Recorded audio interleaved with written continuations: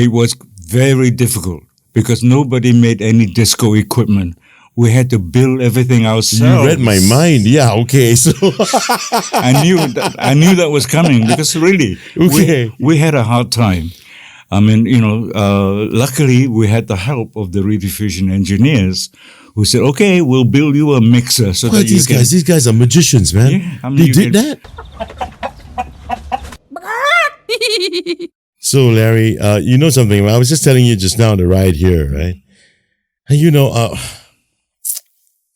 I mean, it's so exciting because you're one of my heroes. And I'm actually having you here next to me in the studio. It's so exciting. Cannot imagine how excited I've been. I've been telling people, guess what? Larry Lai is coming on the show, man. I've been so excited just to have you here. Really, dear? Yeah. Yeah, it's so kind. And I've been so excited just and to hear your voice right here in my cans. It's like, wow. It's an old man's voice. No. Well, thank goodness that the voice hasn't quite aged as the rest of me. No. I can tell you, man, it sounds so good right in my ears. Yeah, it's the familiar Larry Lai's tone. that familiar tone. Yeah. And you're one of my heroes, I've been so blessed because ever since I started the show, this is a tribute show. But this is my tribute to you. Oh, great. Thanks. There've been others before you that I've paid tribute to, upon which some are those that I have grown up listening to, watching, admiring, striving to be just like these guys. Oh, wow. And I remember when I was a kid in the late 70s and into the early 80s, sitting at home with my folks, watching TV. Then I see this man, larger than life, on my TV set with those big glasses. Yeah, right. And that suave, silky voice. And I go, what the hell? Who's that? and I said to myself, you're one of those responsible for me. Without you knowing, a lot of people didn't. And you're one of those that I went and I said to myself, I want to be that guy. I want to do shows like that. I want to dress up like that and do stuff like that. And you were part of this big influence on guys like me. You may not know this, and I'm pretty sure there are others out there as well, guys of my generation perhaps, who've gotten behind the microphone. And Larry Lai was also partly responsible for that. Really? Yeah. Well, good to know. And that's the reason why I invited you here. And I want to pay tribute to you to say thank you. Wow. And also on behalf of the people here in Singapore, you are the voice of that generation. So kind of you to say. How did you get into this? Actually, quite accidentally. Really? Because in school, just before leaving school, people asked me, what do you want to do when you leave school? And I really wanted to be a journalist. Okay. But at the time when I left school, it was 1958. Okay. There were two English newspapers in Singapore at that time. The Tiger Standard. Do you remember that? No, not at all. And the Straits Times. The Straits Times, we all know. Yeah. But the Tiger Standard is new to me, man. Yeah, Tiger Standard closed in 1958. Okay. The year that I left school. Okay. So I knew there wouldn't be any room for a cub reporter like me starting out. Which school were you from? Outram. Outram Secondary. Yeah, Outram Secondary. Okay. It was a first government school? Commercial school. Oh, okay. Yeah. Right. And my father forced me there because he wanted me to start work, right after school. So that was it. The school was very popular, especially with banks, because of bookkeeping classes that we had. Right. And the banks actually sought us out. They came, went to the school, approached the school and say, hey, send me your graduates. Wow. Okay. Right. But you didn't go to the bank instead. No, I didn't. You wanted to be a journalist. Okay. And what happened after that? Tiger Satin, it closed down. Yeah. So I decided, no, I wouldn't go that route. How about the Straits Times? Why didn't you go to the Straits Times then? No, at that time, as I said, with the Tiger Standard closing, all the good reporters are absorbed by the Times. Right, by ST, okay. So I said, don't waste my time. So I took the first job that was offered to me. Mm-hmm. It was a friend of my father's, and it was a trading company, and they actually started a whole department for me. But it was a one-man show. Okay. At that time, if you remember, it was the time of the exodus of the British families, all going home to England. And right. Lots of packing and baggaging business to be done, packing all the household effects. Right, for logistics move back home, back to home. So that was a good move on my father's friend. You know? He was quite smart, he leapt in. He was the first to go in there. And we did a lot of packing and baggaging. Right. And I was the only guy in the office. I took the calls. I made the appointments. I had a team of packers, that I sent out. And that was it. And after a while, I think I worked at it for nearly a year. And I got a little tired of it. Sorry to just stop you here for a bit, Larry. How old were you at that time when you were working in a trading company? 20. 20? Yep. Okay. I left school at 19 and I started work at 20. Wow. Okay. So for a year you were there? Yep. For a year I was there. Okay. And then somebody told me, hey, Rediffusion's looking for announcers. Wow. Would you like to apply? Okay, I need to stop you there. Sure. For viewers and listeners, especially if you're not from Singapore, and especially if you're really young and you would not know this, Rediffusion was this little box that a lot of households actually had back in the day. Yep. And it is cable radio. So it has only two switches on the box, one that can switch to a Chinese channel and one that switches to the English channel. Yeah, that's gold and silver. And then after that, you've got gold and silver, correct. Gold was English, wasn't it? No, gold was Chinese, silver was English. Right. And then the other knob is the volume knob. And because it doesn't consume any electricity, you can leave it on all day. Yeah. And people think that there's people at home. And it wasn't stereo, wasn't it? No, it wasn't. It was in mono. Yeah, and it was not hi-fi. It was more like low-fo. Low-fo. And so you went to Rediffusion. How did that happen? How did you get into Rediffusion? Well, as I said, a friend told me that they're looking for announcers and would I like to try. So I said, why not? Okay, I'll give it a shot. So I went in there and there was a whole series of auditions from verbal to written. Right. And there were 300 of us applying for the two posts. Okay. And the other guy who got in with me was Swee Leong. Tan Swee Leong. Tan Swee Leong. Wow. Yep. One of my best friends. And one of my longest friends until he passed a few years ago. At the All Saints Home. I know that why. Let me just tell you a little story about that. Short story. I was approached to host the opening of the All Saints Home in Yishun years ago. And it was a charity show. So I make it a point. Every year I do at least one charity show for free. Good for you. I know, I do that too. I've learned it from guys like you.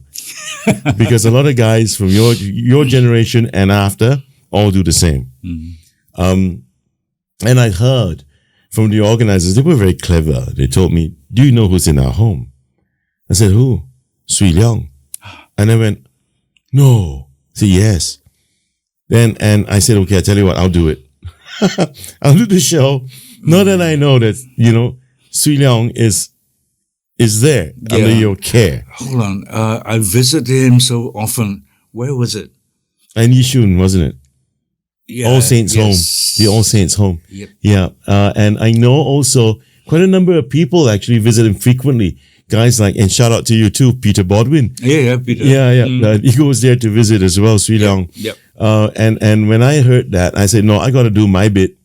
At least I don't know him. I don't know. I'm too young. I don't know Sui Leong. Yeah. Of course, I know of him. Yeah. I've seen him. I've heard him as like you, and I put my best foot forward, and I did the show.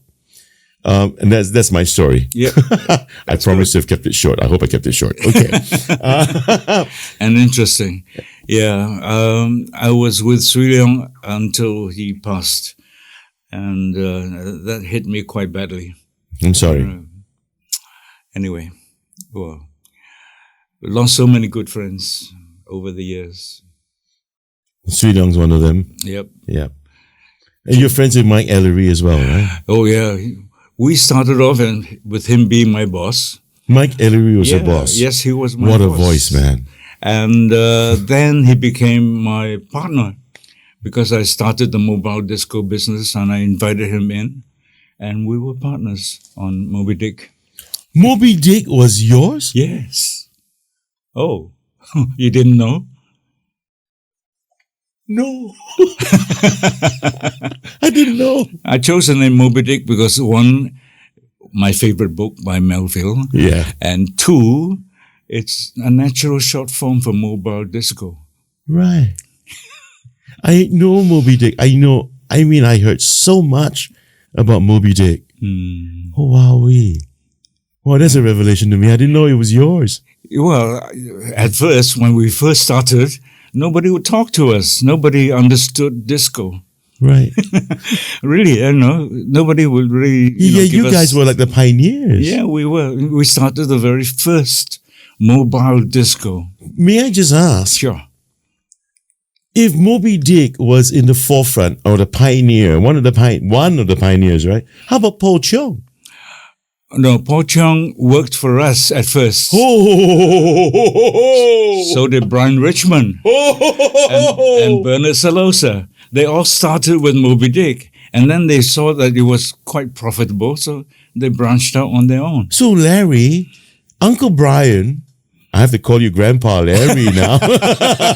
Because I call Brian Richmond Uncle Brian. Yeah. So can I call you Grandpa Larry? Yeah, why not? Okay. I am a grandfather anyway. Of course you are. Yes. But you came before Brian? Uncle Brian? Oh yeah, I'm 7 years older than him. But you started on air before Uncle Brian? I started at 20. And he came You are the granddaddy of all of us. Not really, hold on. Anybody else older than... No, I've outlived them all. Were there others before you? Oh, yeah, well, my hero was Mike Ellery. Okay, so Mike. Mike, is he still with us? No, unfortunately. When did he pass? Quite a few years ago. I didn't know that. Yeah. Not in Singapore, right? No, he passed in London. In London. After he decided to retire, I sort of bought him off his share of the business. Right. And he went back to England. And he got sick. He had some knee problems first. Okay. He was in a wheelchair. And after that, he just got sicker and sicker, Who was really close to him at that time, at that phase in his life, was Vernon Cornelius. Okay. Vernon used to call him and talk to him very often. Vernon Cornelius is the guy that never answers my calls or answers my texts. Really? Yes. Oh. Okay. I'm saying it. Ha. I thought it was Brian who doesn't answer. Well, Uncle Brian was actually slotted to come on this season with me. But for some reason, I think obviously he has his good reason for it. He can't make it. Yeah. I heard he's not well. Okay. I've been trying to contact him, but he never answers his phone. Oh dear. And he never replies to WhatsApp. I hope And that's not true. I hope he's okay. I hope so. Yeah, too. I heard he's got some vision problem. Right. That's secondhand news, though. Okay. Secondhand news, please. Not fact checking. But really, Uncle Brian, I hope you're fine. I would have loved having you here. And I'm so happy to have you again, Larry. I mean, Grandpa Larry. Yeah. I really got to call you that. I've got to call you that. Okay, let's go back to that chronology again. So you went there, you be best friends with the late Tan Swee Leong. Great voice too. I mean, my goodness. Football was great having him around too. Yeah, right. And you guys started working. Your boss was also the late and what a voice, Mike Allery, in Rediffusion. In Rediffusion. Okay, how about Eric Lim? Eric Lim came a bit later. Okay. Yeah. That's another man of a fantastic voice. Yeah. Yes. Okay. True. I think he's in Australia now. He's an ostrich farmer, isn't he? He comes back every now and then. Yeah. But he never says hello, so I don't know what's up with him. Well, a hell of a voice, he's got. Okay. So Grandpa Larry is there in Rediffusion, Mike Allery, his boss, but which means that it was never on the cards for you to really be a voice on air. No, it wasn't my first ambition in life, no. Then when you landed in Rediffusion and you started doing it, how did you feel about it? Well, we had 3 months of so-called training. It wasn't really formal training. It was just double banking. That's a term we use for sitting down and watching the other senior announcers do their work. Right. We just sit through with them, keeping them company through the night shift. That sounds like me a month ago. Really? I was in MediaCorp in Go 905, training to be part-time on air for them. I mean, I don't know whether it's going to come true or not, but it was fun. It was great. I sat down with Philip Chiu just before they announced his retirement, and I think I was the last guy he trained. So okay. I was in the studio, and also same like you, watching how work is being done, and how they work this stuff.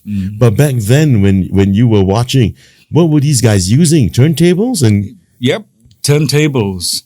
There's this great picture of you, Larry on Rediffusion. Can we have that picture up, please? Not that one. This one, yeah. Oh, there we go. That's Studio 2. That's our Conte studio. This is credit goes to Straits Times for this picture, so I got to say that. Can we have that up again, please? Just keep it up there for a bit. I just love looking at that picture. Kai, not that one, Kai. That one, yeah. Okay, that picture. Just hold it there for a bit. So you were working on turntables. Yep. And the telephone's there for call-ins? Yes. And call-outs, Okay. How many turntables? I count 3. 3. Gosh. 2 and a spare one. So you're playing music, you're pulling out records, and you're putting it on, and you're playing. Right. You got to be kidding me, man. No. And the thing is, sometimes we don't even get to hear the song that is actually playing because we're monitoring the second one. Right. Yeah, well, monitoring, choosing the track. So we're listening to the alternate turntable. Yeah, the next song is going to be coming up. That's right. But you don't mix it in, right, like a club DJ does. Oh, no. And not at that time. At that time, we didn't know how. Right. It was just end to end. So just chopping it in. Yeah. Okay. And only records, or are there other stuff that you guys use? Well, we had tapes. Not cassette tapes, no. Just cartridges. No, not cartridges. We didn't use cartridges because it's hard to queue up. Okay. Yeah, so we use open reels.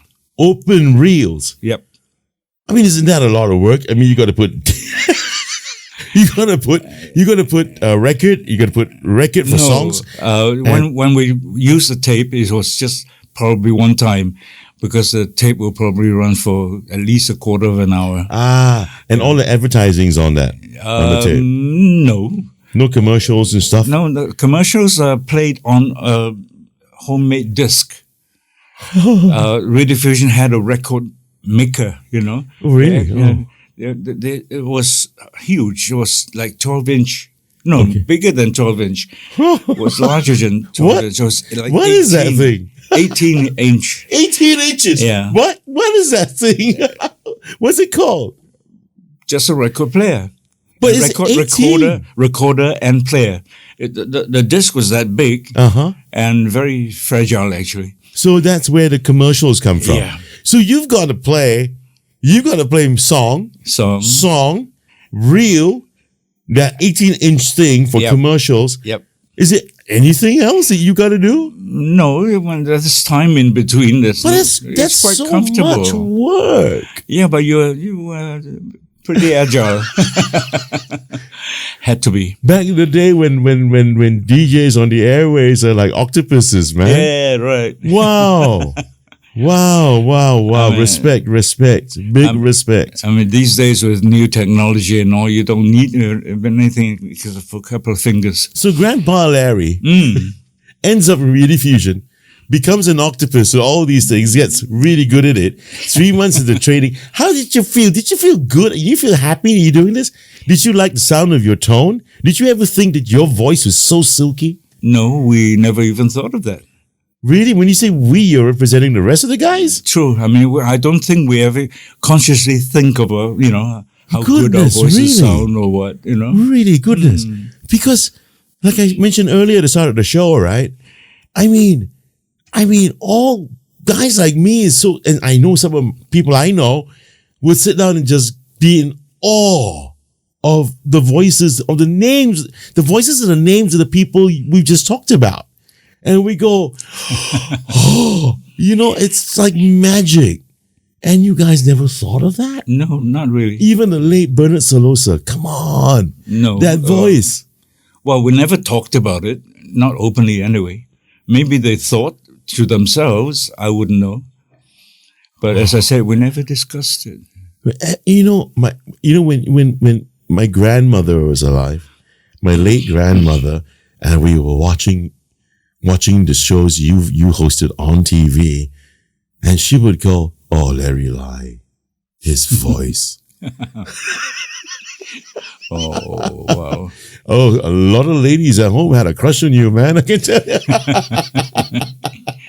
Yeah, I met some of them. They're old ladies now. Doesn't matter, man. Way back when they were not. Way back when they were kind of young. Yeah, true. But really, I mean, it was so captivating that your generation of DJs and presenters were so captivating. I will never forget.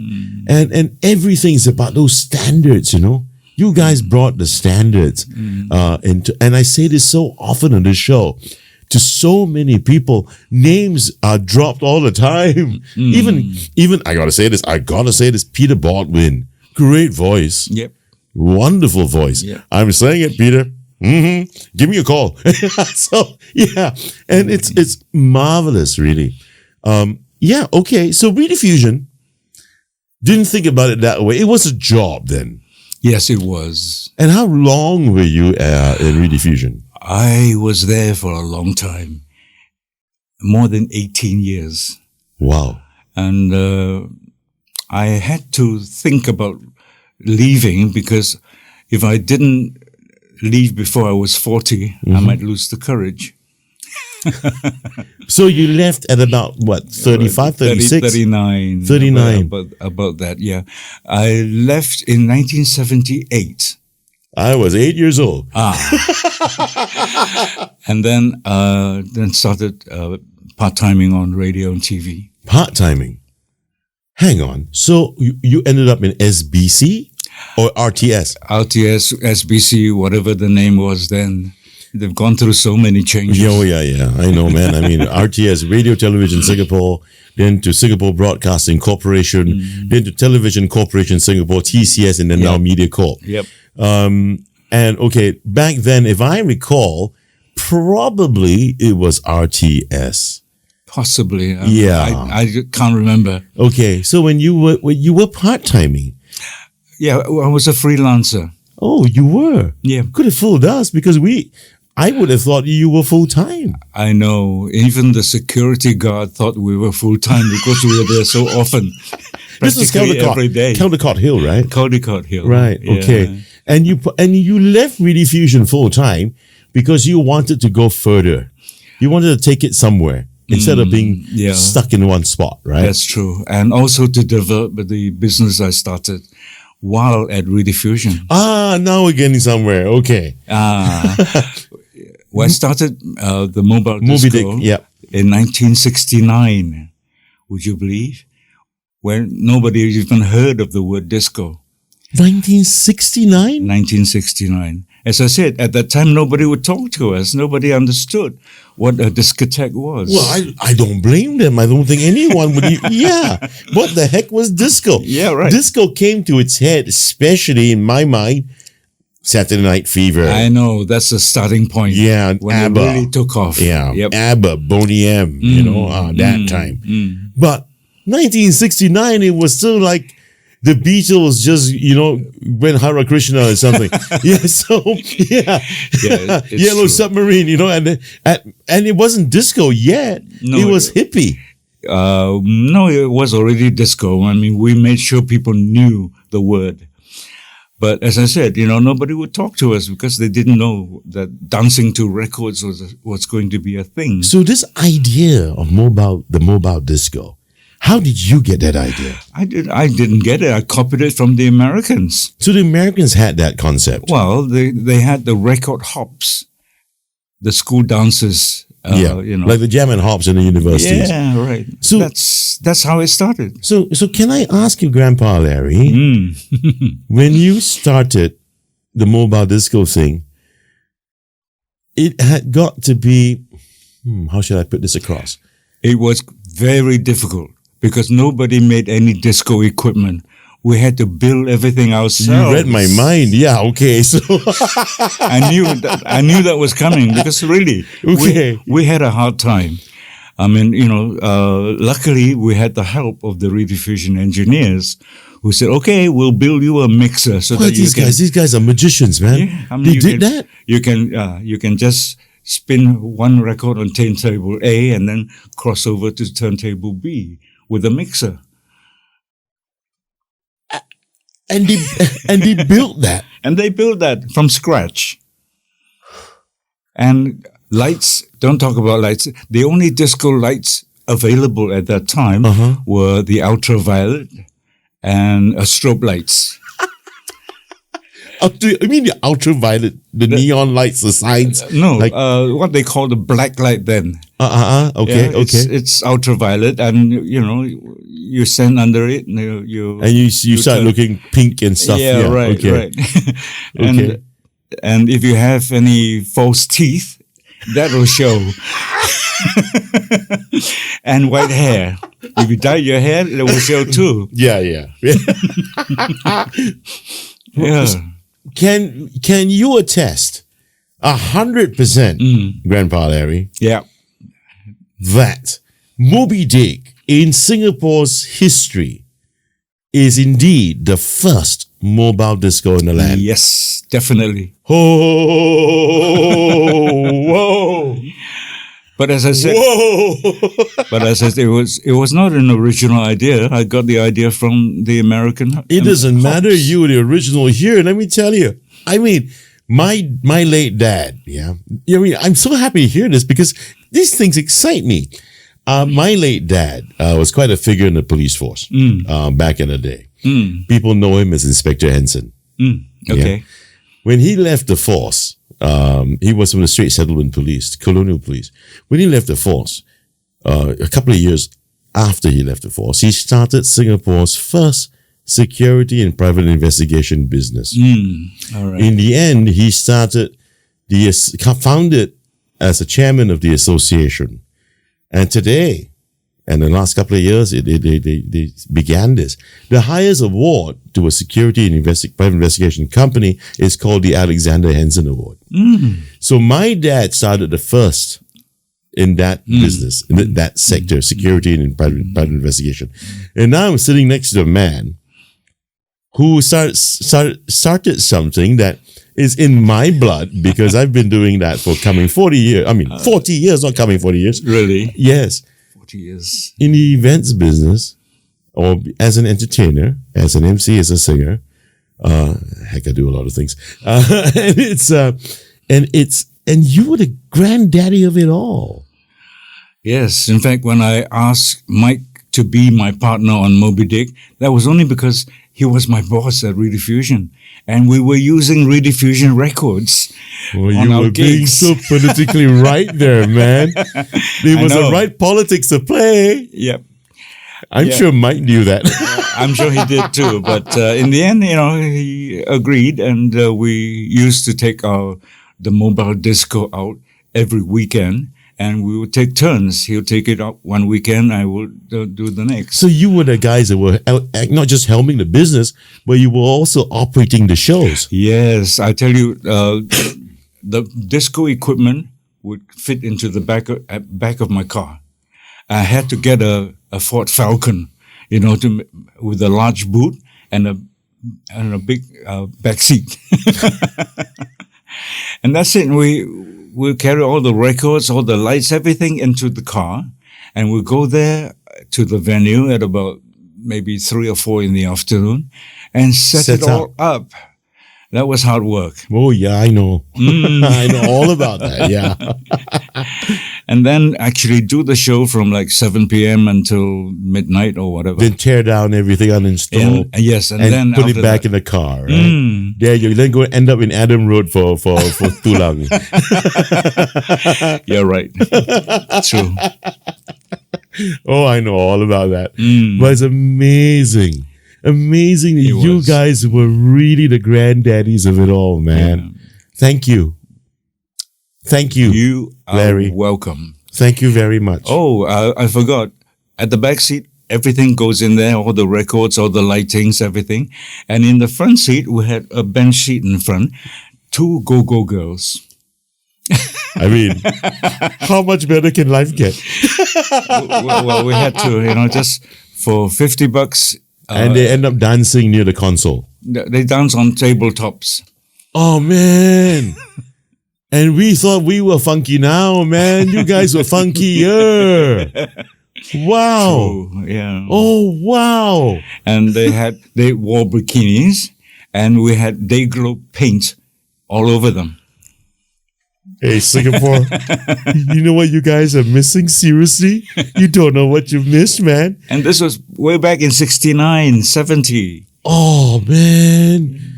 Now at 85, coming 85, right? Don't mind me, I mentioned your age. Okay. Sure. I don't keep it a secret. Yes, sir. Thank you for that. Being 30 years my senior, and looking at things today you must have read the articles in the last maybe week or so, or last 2 weeks. Stephen Francis and Rob Collins, they were on this show last week. We talked about this. I think I'll be speaking about this too to the guests that's coming on this series for the tribute show to SG Music Icons, people like Jeremy Montero and all that. Okay. I will ask the same question I'm going to be asking you now and I asked of the rest before. Nightlife in Singapore. Is it dying or dead? It's different. It has evolved. Back in the day when disco was going, was in the mid-70s. Right. Because when we started the mobile disco, we were mobile, really. Every week we just took our equipment out, set them up, and played at different venues. And the only people who would talk to us were the expatriate clubs, the American club, the British club, people like that. Right. None of the locals would have anything to do with us because they haven't even heard of the word disco, So that was a hard time. It was a hard time starting up. Wow. But we enjoyed it. Wow. So your challenge back then for the mobile disco business is that the locals didn't understand it. Yes.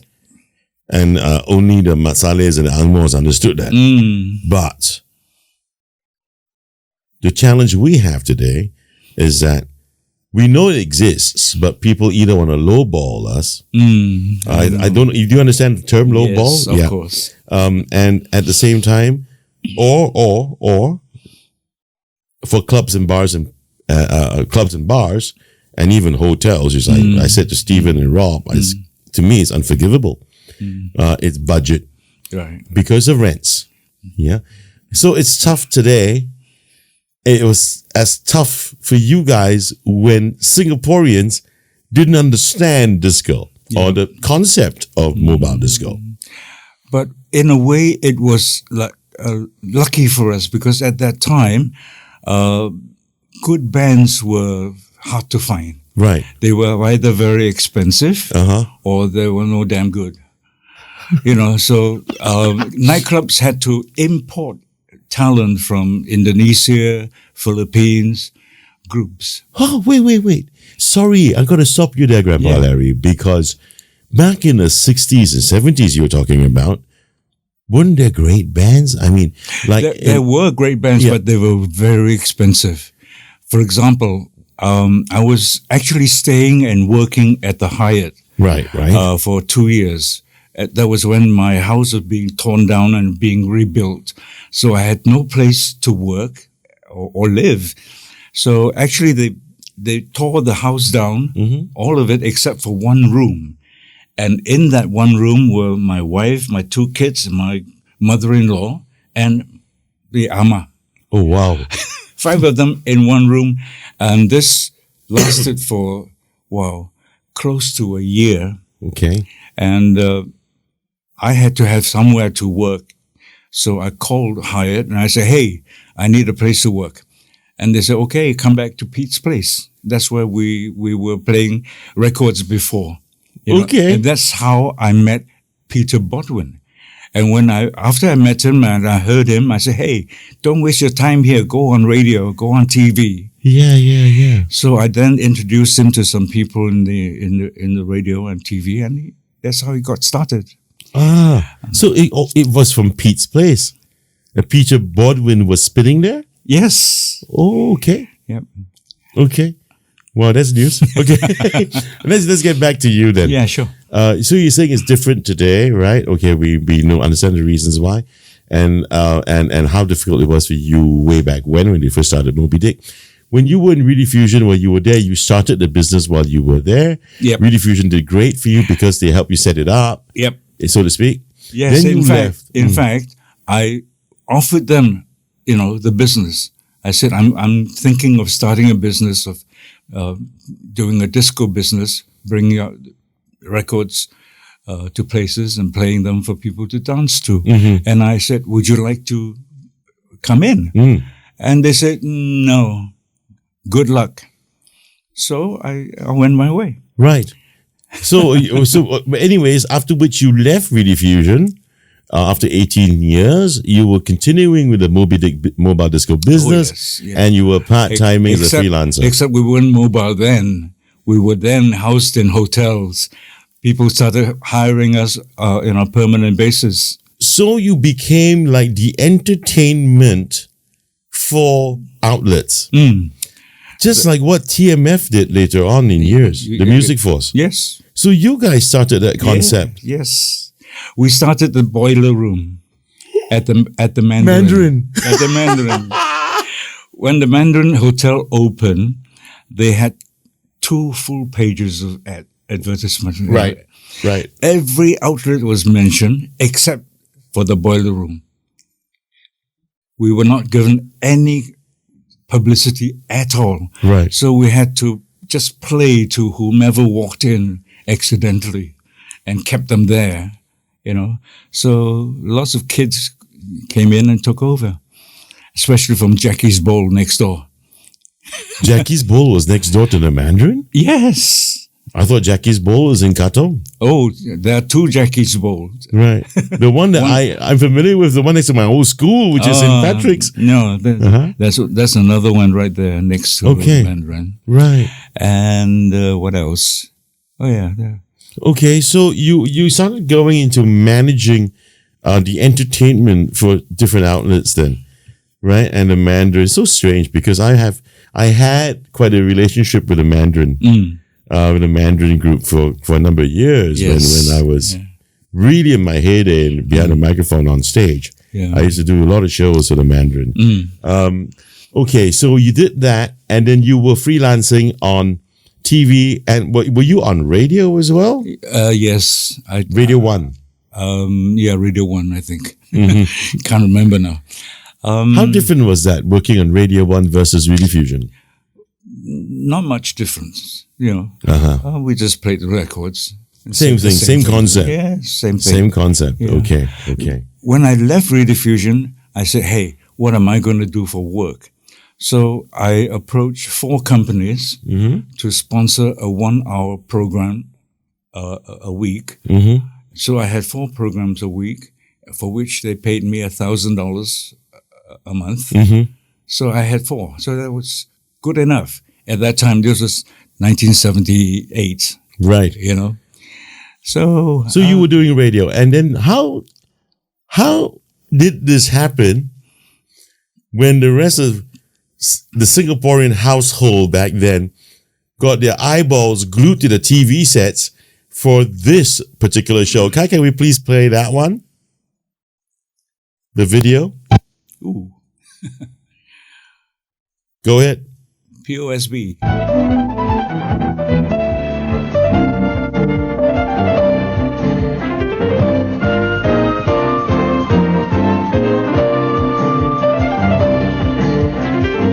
Good evening and a heartiest welcome, ladies and gentlemen. It is truly my pleasure to share with you an evening of songs and dance, together with guest artists Adeline Adnan, Bill Haley's Comets, the St. Cecilia's Choir, and of course, the fabulous Singapore Swing. Anyway, we're going to have an exciting hour of fun and entertainment, and not forgetting the loads of prizes to be won. But first, let's meet my co-host who will be handling the draw. Ladies and gentlemen, Larry Lai. Thank you, Anita. Good evening, everybody. How are you, Larry? I'm quite fine, thank you very much. And how is yourself? I'm fine, thank you. How do you feel to be part of this show? How does it feel? Now, let me think. It feels like a feeling you like. Yes. So, have you got any money in the bank? Yes, a little bit. A little bit. What about you? Well, maybe less than that. Anyway, we hope our numbers will come up tonight, right? Well, I'm sure the audience must be feeling the same way. Oh, wow. I mean, look at you, man. I mean, how could a young boy like me sit down there in front of the screen and go, and not be, who is that guy, man? So I have a question I've been dying to know the answer to. The glasses. Oh, I wore glasses since I was 12. Okay. Because I used to read a lot, and when I read books, I just read right into the twilight and forgetting about the lighting and all. So my vision kind of decayed. So it wasn't just, okay, fine. I know that it's probably naturally for vision purposes, but it became a kind of a brand for you. Wow. Well, was it? I wasn't aware of that. I mean, people around me used to talk about, oh no, the guy in the glasses. I know Mike Ellery wore glasses, right, on set. Yes. But everyone seemed to be more thrilled by yours. You're like the Elton John or something. Like, why is his glasses so big? The big and square ones. Yeah. So I thought maybe it was deliberately done for branding purposes. No, it wasn't. I can't remember my optician. It was so long ago. But I remember all my clothes were all made by Danny's Tailor. Okay. In East Coast Road. And, he made a lot of money off me. In fact, most of my, the pay packet that I used to get from the shows went to him for the clothes I wore. Damn tailors, man. I know. Tell me about that. Yeah. So really, I wasn't aware of anything else. I was just... Really? It's so funny because people have, perceptions, right? People will draw certain things. Right. And we would go, I think Larry Lai, the guy in the glasses, the big glasses, he's always wearing the big glasses. And the POSB show, being a part-time presenter, how did you land up doing the POSB show? They invited me to be the MC, and I accepted. And you thought nothing of that? Like, this is a big deal? Really? Yeah. No, I started off with the Rado show. Yeah, I know. Yeah. Let's put up that picture, please. Kai.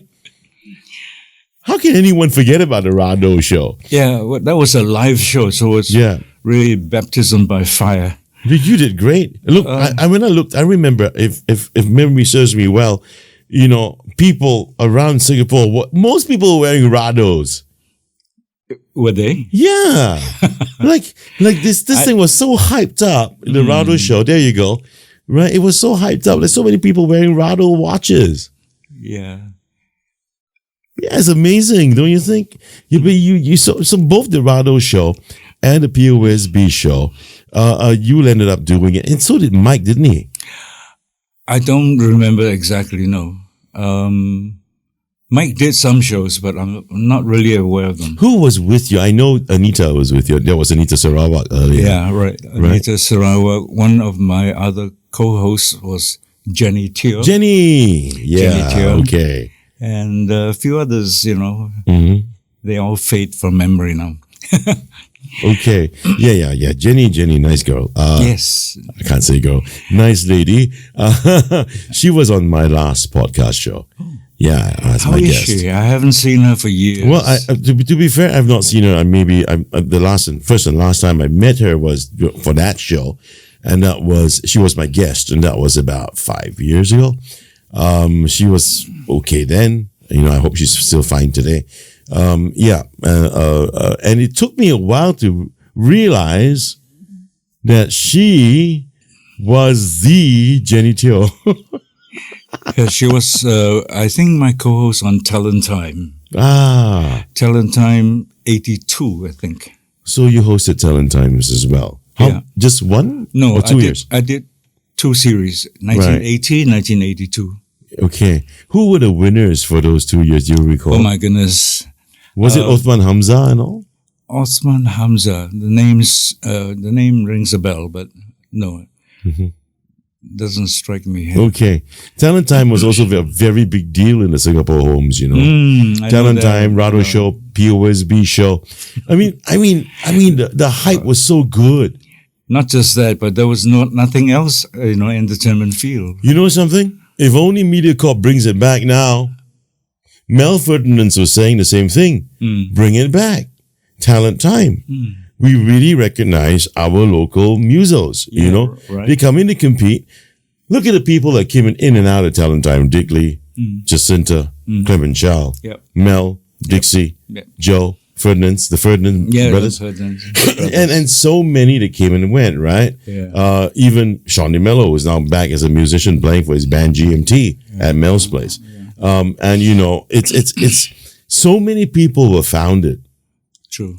From that show. Yep. So I think, you know, if you do Singapore music, or at least the music scene good, by bringing this back.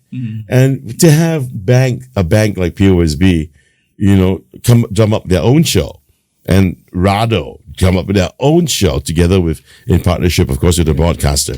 I think it's amazing. It was an amazing thing. Yeah. That's why guys like me didn't forget. So today we still haven't forgotten. So, you know, I think it's really, really brilliant, you know, what MediaCorp, or back then RTS and SBC were doing at the time.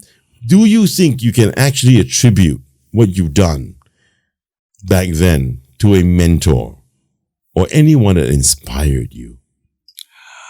Not consciously, no. Okay. Although I did have my idols on radio, I used to listen to Martin Block. Do you remember the name? No. The American Top 20. No. At that time, not even the 40. That was Casey Kasem. Casey Kasem, yeah. Yeah. Mike's dad, yeah. So Martin Block was really the grandfather of the top tunes. I've never heard of the dude. Martin Block. I gotta go look that up. Look that up. Martin Block. And what about Martin Block? Well, he hosted the American Top 20 2 nights a week. The first broadcast is on a Saturday night, and a repeat on a Wednesday afternoon. And I used to follow the series the whole time, very, very closely. What else? Locally, I would say Mike Ellery. Mm-hmm. And there was another guy, another European. The name escapes me now. Okay. It'll come back to me. Okay. When it does, just feel free to just pop it, slide it right in. Yeah. Moby Dick continued and thrived. For how long? I sort of gave it up when I retired. And how many years has the business been in operations until that time? From 1969 to 2000. What? Yeah. You mean it was just 2000 that you... I retired. I was really burnt out at that time. If I didn't retire, I think I would have croaked. So Moby Dick ran to 2000. I can see your eyes twirling around. Yeah. Yeah. Okay. Because when I was active, it was in the 90s, more so the 90s, part of the 2000s. Yes, I've heard of Moby Dick, but I didn't really realize that it was still gunning away the business. Yes. But we had permanent homes by then, no longer a mobile disco. Right. Although we still did the mobile business for events like official openings, factory openings, stuff like that. And so when at that time you just said that if you didn't retire, you would have croaked. Yeah. What do you mean? I was burnt out. I was working mornings on radio, nighttime at discos, hardly had time to sleep. And when in 2000 you were still doing that? Yes. As I said, I was burnt out. Okay. I was really burnt out. I had to retire for my health. Looking back, what are you most proud of having achieved in your career? Is there a particular moment that stands out somehow? Haven't really thought about it, Really. Now's the time. No better time than now. I suppose my debut on TV possibly would be quite memorable.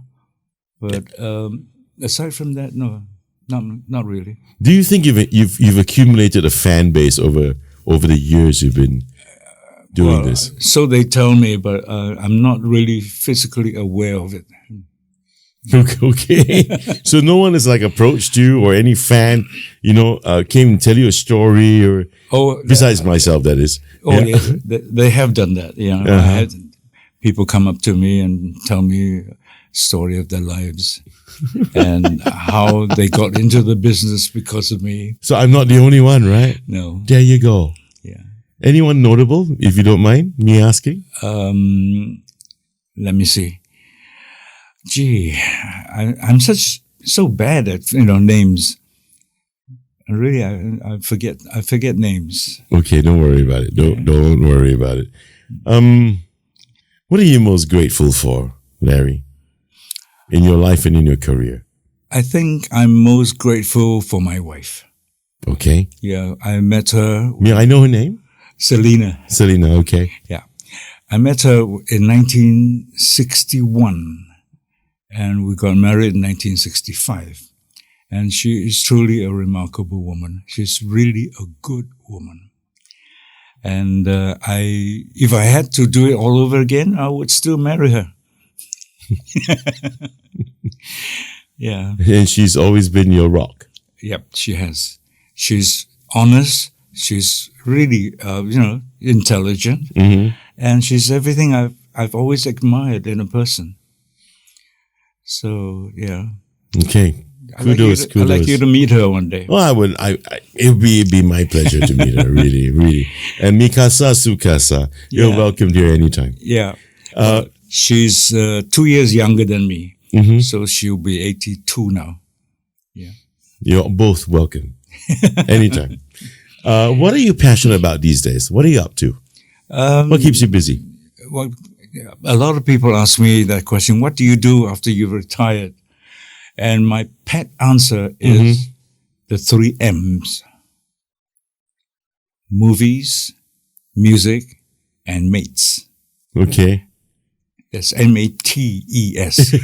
I realize. Yes. Don't worry. Nothing else is crossing my mind. Okay, good. Not true with a lot of people. Say what? Filipino or Thai? I would have gone makan lah. It's mates, music, movies, and makan. True, I do enjoy food.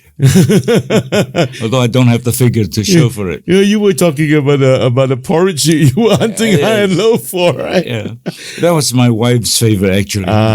More so than mine. So you're not doing anything creative these days? Like, are you behind a microphone again? Yes. Do you listen to Vintage Radio? The app, Vintage Radio. Yeah. Okay. Well, I'm on Monday to Fridays. So you're on every day? Yep. From 8 a.m. to 12 noon. So you're still behind the microphone? Yes. I think I'm the oldest DJ. Loisa's son, you're quite clever, you are? Okay. So Aloy got you back into the fold, is it? Yes. Right. Okay. Yeah. And you're on Vintage Radio and you're doing a morning slot. Yep. And wasn't that Uncle Brian's slot? Yes, it was. And then he gave it up. For what reason, I don't know. I've been trying to... he gave it up and you took over. Well, sort of. I'm not very clear about being that. Such a busybody, okay. Yeah, because I tried calling him. I tried WhatsApping him, but I received no answer. Okay. I don't know. Okay. I really would like to talk to him about it, because I don't feel comfortable being in his place without his knowledge. Without his knowledge? Well, we haven't talked about it. Okay. Yeah, I'm sure he knows it. Yeah, I'm pretty sure he does. Yes. But anyway, well, now that you're on back behind the mic, great. Larry Lai is somehow not airways, but even better, something digital, right? And yeah, it's great, man. It's great to hear that. In fact, it's better than radio because it's on the internet. Yeah, and you can get the program anywhere in the world. Correct, and it's there forever.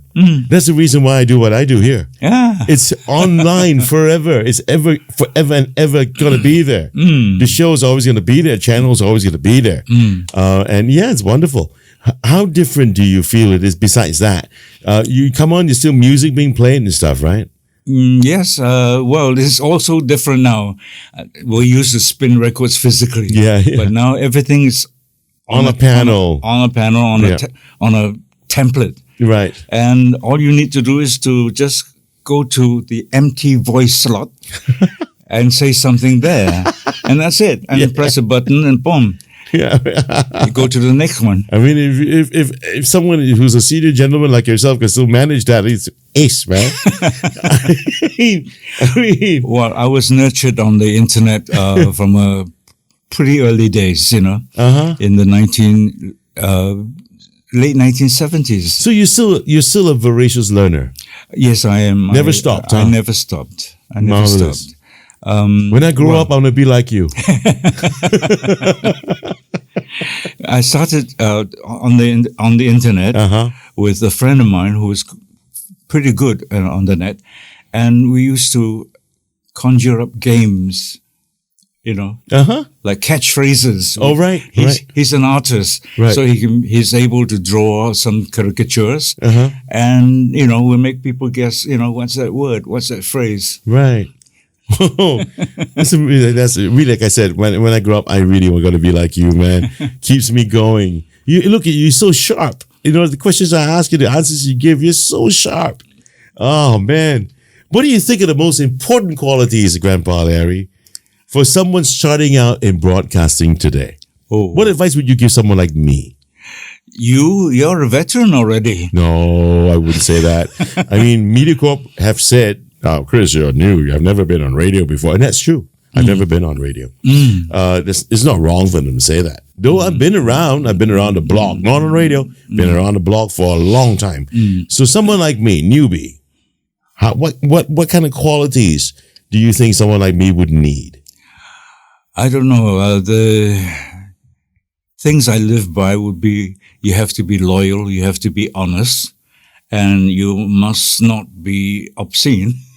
Oh. Yeah. Oh. That's it. So taste is very important. Not that it touched a raw nerve.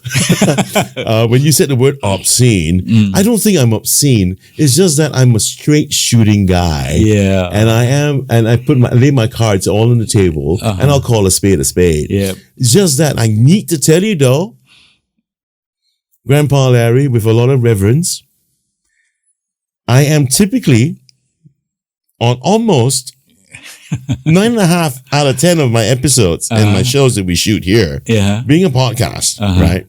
I am very free with my potty mouth linguistics.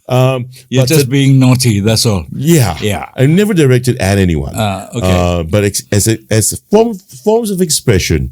But today, if you notice, not a single F-bomb have I dropped. No.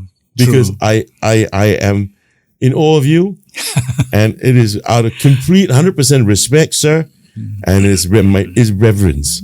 Okay, so I got to let you know though. But naturally, it also shows that I have the self-discipline to hold back on the profanity. Yes, good.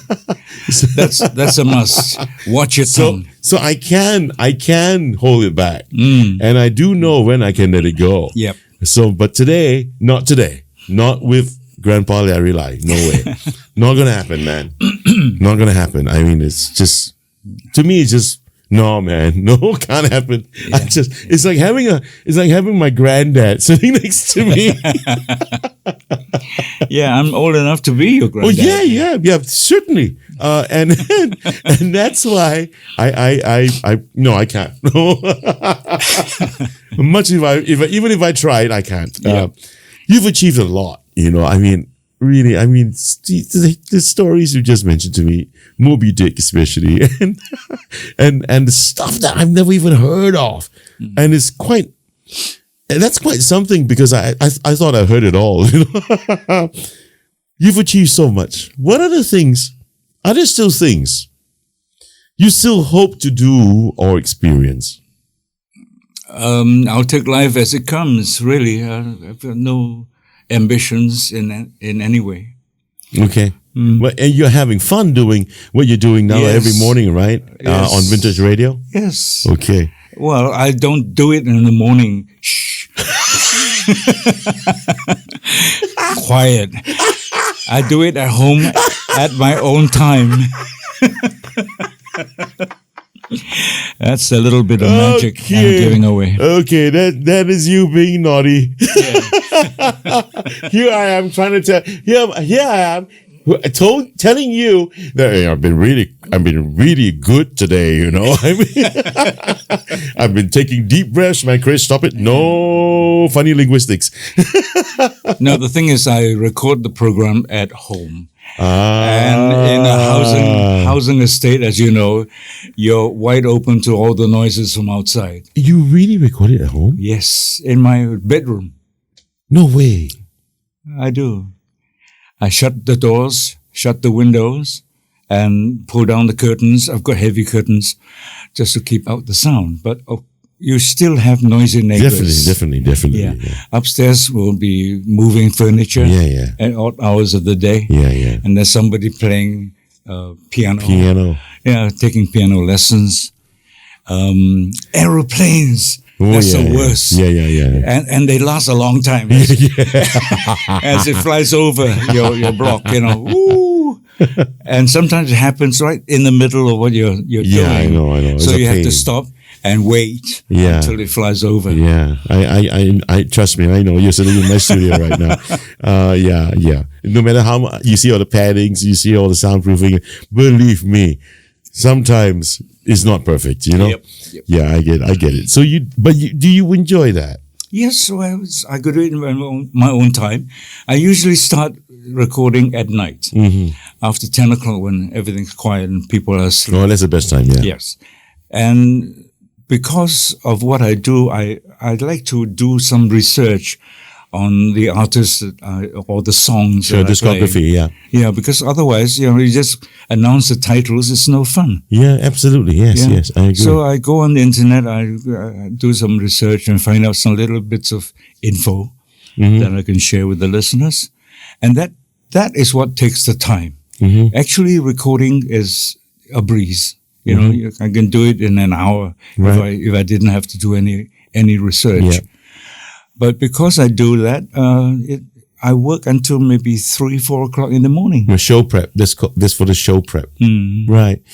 So, Grandpa Larry, you said something that was very interesting on the ride here in the car. And you said, aging is agony.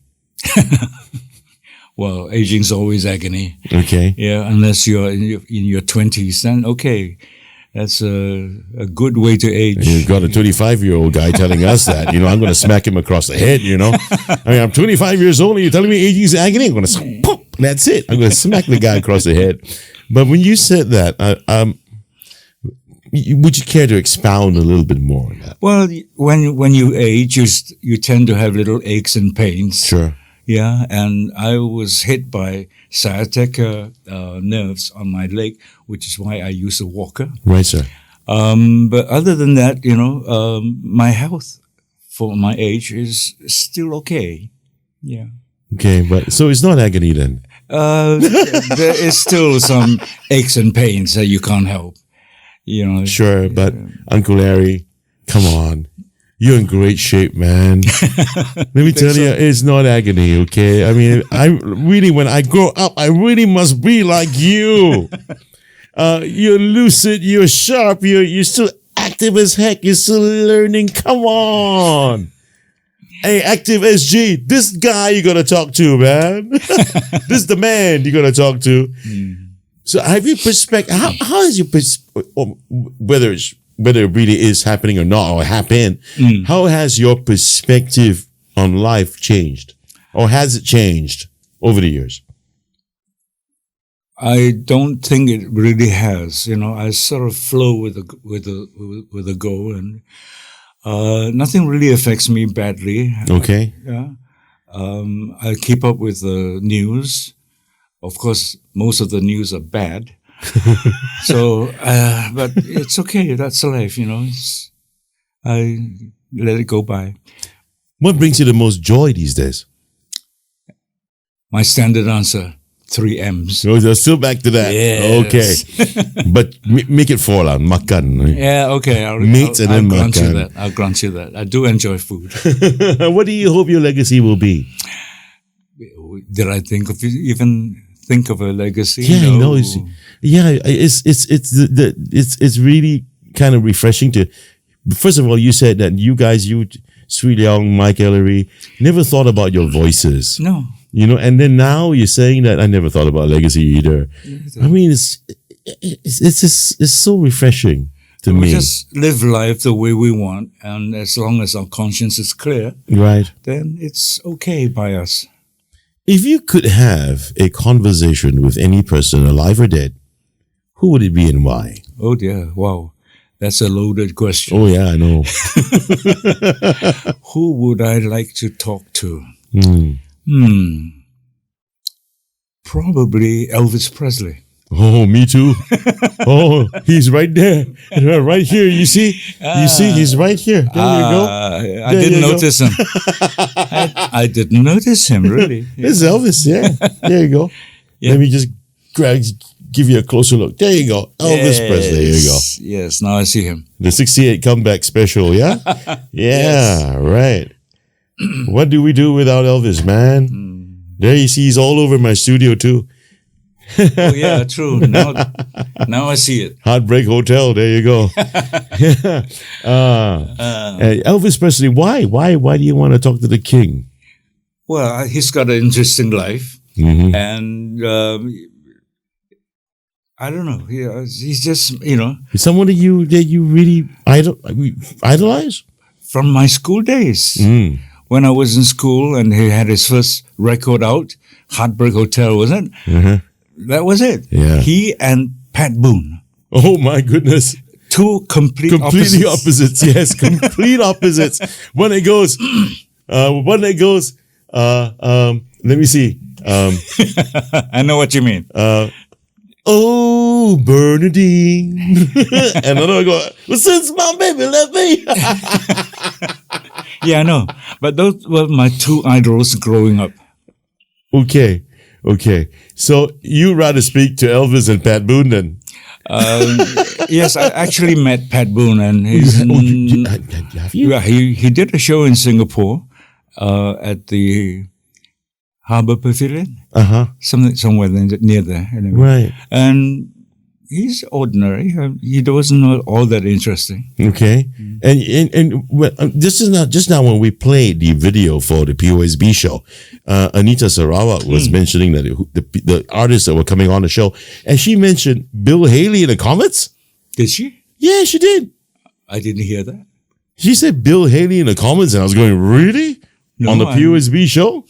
This is what she said just now. Really? Yeah, and I didn't catch that. When I was cutting that film, right, I noticed that from the onset. And she did say that, which means Bill Haley in the comments did appear on the show. And I wanted to ask you, how were they like? Because you probably met them. No, I didn't. Who else did you meet in your career? Notable artists, superstars. Notable artists. I've met quite a few actually. Harry Belafonte, John Mills, and the daughter Haley. Right, Yeah. right. Haley Mills, John Mills, yeah. I interviewed them on stage at the Odeon. Oh, the old Odeon? The old Odeon. Theatre. Yeah, theatre. Okay. Yeah, that's spent a lot of time there. Who else? Oh dear, as I said, I'm very bad with names. It's okay. We come to the end of the show. But right now, Larry, I'm gonna ask you to do us all a favor. We've got Mahani Muhammad. Mahani Muhammad. Okay? She's a singer. Oh. She was on your show, on the POSB show. She sang the song by Shirley Bassey, Never, Never, Never. And do you think Mahani Muhammad is a name? Can I just have Grandpa Larry Lai announce for her to end the show?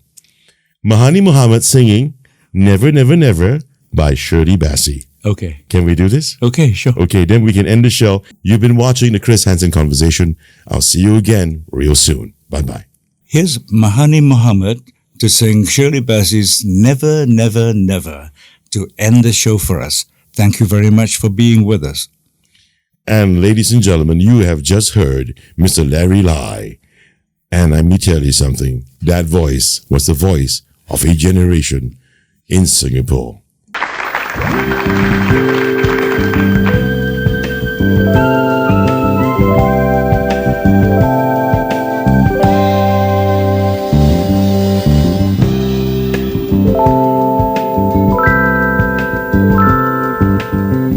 I'd like to run away from you, but if you never found me, I would die.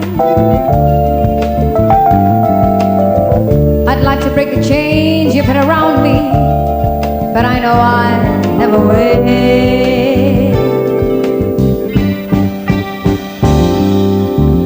You stayed away and all I do is wonder why the hell I wait for you.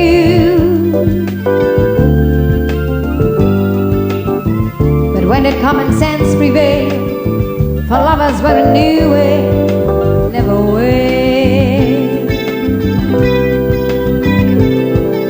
Impossible to live with you, but I know I could never live without you. Oh, whatever you do, no, I'll never, never, never wanna be in love with anyone but you.